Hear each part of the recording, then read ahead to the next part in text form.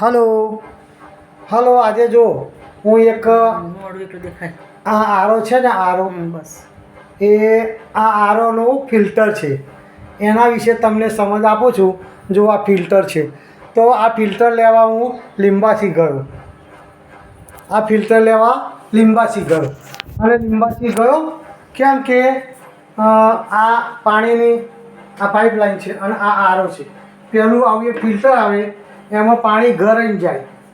તો આ ફિલ્ટરનો કચરો કાઢ્યો અને આરોનું આ ફિલ્ટર લેવા ગયો. તો મેં કીધું ભાઈ ફિલ્ટર આપો. તો કહે છે કેટલા વાળું આપું, 70 વાળું આપું કે 100 વાળું? મેં કહ્યું 70 માં 100 માં શું ફેર પડે? તો કે 70 100 ઘણો ફેર પડે, તમને બતાવું.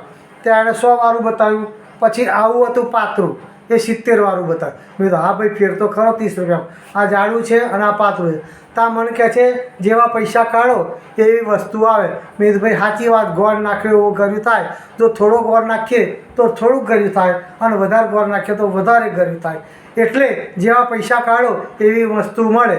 તા મેં કીધું ભાઈ તમારી વાત સાચી. મેં કીધું જો 10 લાખ 20 લાખ કાઢીએ તો હીરો નહીં મળે, અને 1000 2000માં એ જેવું માણસ.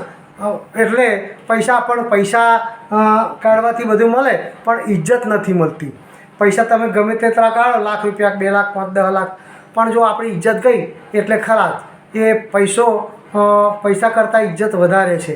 એટલે આનો કહેવાનો મતલબ એ કે ભાઈ બધામાં પૈસા કામ નથી આવતા.